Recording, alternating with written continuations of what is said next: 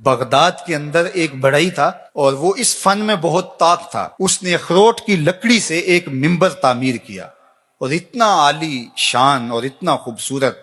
پھر اس کے اوپر اس قدر مینا کاری کے دور دور سے لوگ اس کو دیکھنے آنے لگے اور اس کی شہرت چہار دانگ عالم میں پھیل گئی. لوگوں نے اس سے اس کی منہ مانگی قیمت پہ اس کو خریدنا چاہا کہ آپ بولیے جتنی قیمت آپ مانگیں گے اس قیمت میں ہم آپ سے یہ منبر وصول کریں گے اور اپنے شہر کی اپنے علاقے کی جامع مسجد میں رکھیں گے.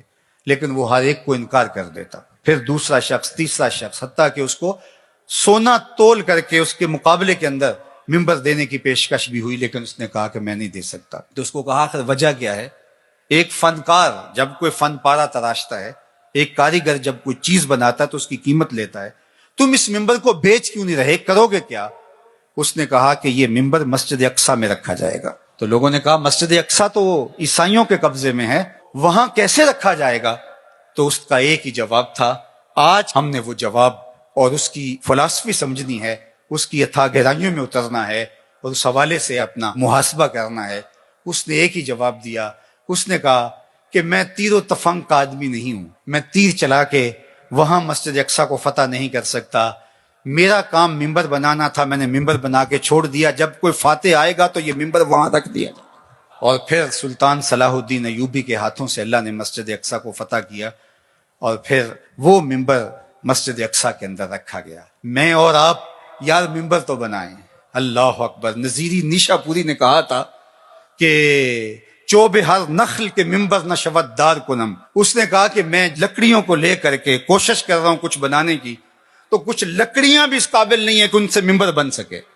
یعنی یہ تو مصیبت ہے اس دور نافرجام کی، جس سے تعمیر ہو آدم کی یہ وہ گل ہی نہیں.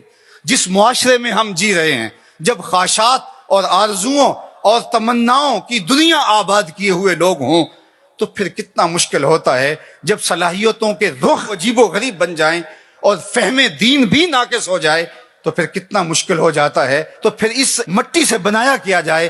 لیکن نظیری نشا پوری نے ہمیں حوصلہ دیا، کہا نیس در خشک و ترے بیشا من کوتاہی. میرے جنگل کے خشک و تر کے اندر کوئی کوتاہی نہیں ہے. چوب ہر نقل کہ منبر نہ شود دار کنم. کہا کہ لکڑیاں تو لے کر کے میں آ گیا ہوں، اب ان لکڑیوں کو تراشوں گا.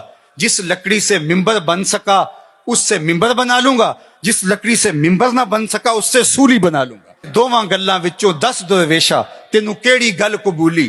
عالم اوپر منبر بولے عاشق اوپر سولی. تو جو بن سکا ہم نے وہ بنانا ہے اور اپنی ذمہ داریوں کو ہم نے نبھانا ہے. تو مجھے اور آپ کو اپنے ماحول کے اندر توازن کے ساتھ آگے بڑھ کر کے صالحیت کے نور کو پھیلانا ہے.